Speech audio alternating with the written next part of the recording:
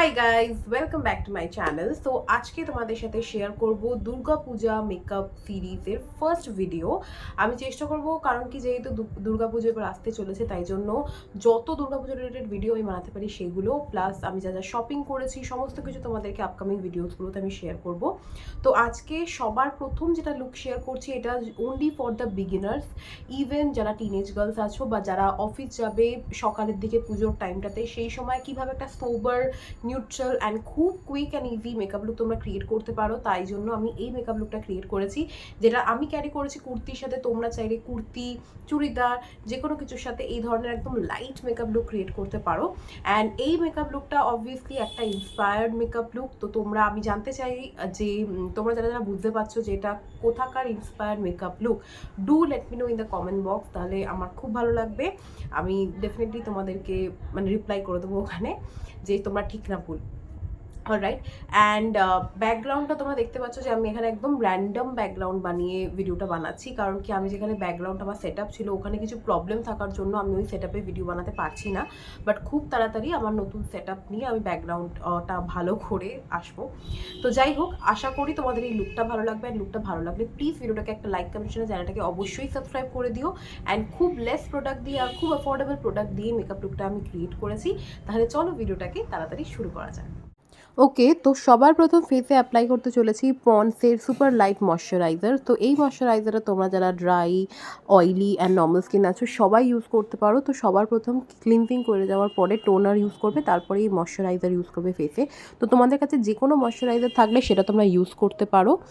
তারপরে আমি এখানে শুধুমাত্র সিসি ক্রিম ইউজ করছি, কোনো রকম ফাউন্ডেশন, কনসিলার কিচ্ছু ইউজ করছি না। এখানে আমি ইউজ করেছি L18-এর একটা সিসি ক্রিম, যেটা খুব ভালো লেগেছে। অ্যান্ড ডেলি বেসিসে মর্নিং টাইম লুকের জন্য, তাড়াতাড়ি চটজলদি লুকের জন্য ভীষণ ভালো।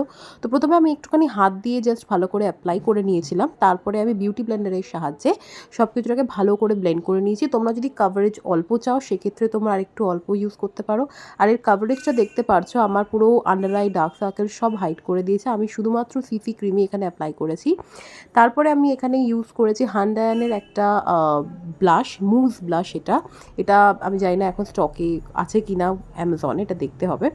ওকে, দেন এটাকে ভালো করে বিউটি ব্লেন্ডারের মাধ্যমে আমরা অ্যাপ্লাই করে নিচ্ছি, কারণ this is one of the best liquid blush. এত স্মুদি টেক্সচার, খুব ইজিলি ব্লেন্ডেবল। অ্যান্ড তোমরা কাভারেজটা দেখতে পারছো, পুরো যখন তুমি এটা অ্যাপ্লাই করবে ভীষণ ন্যাচারাল একটা এফেক্ট দেয়, ভীষণ ভালো লাগে।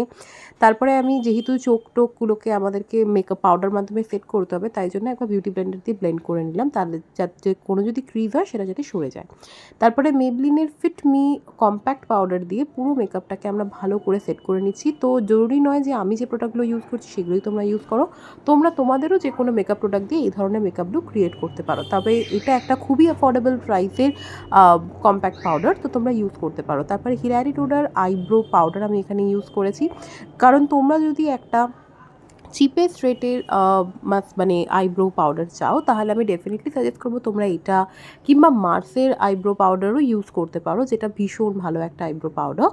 অ্যান্ড তারপরে আমি পুরো মেকআপটাকে সেট করছি প্যাকের মেকআপ সেটিং স্প্রের সাহায্যে। এই মেকআপ সেটিং স্প্রেটা একদম মিনি ভার্সনটা, এটা ভীষণ ভালো একটা মেকআপ সেটিং স্প্রে। এটা অ্যাপ্লাই হয়ে যাওয়ার পরে আমার ফেসের একটা যে গ্লো লাগছে দেখে তোমরা বুঝতে পারবে, একদম within kind of a glow লাগছে দেখতে, যেটা আমার খুব ভালো লেগেছে। তোমরা একবার দেখতেই পারছো, দেখো আমার ফেসটা কত সুন্দর লাগছে দেখতে।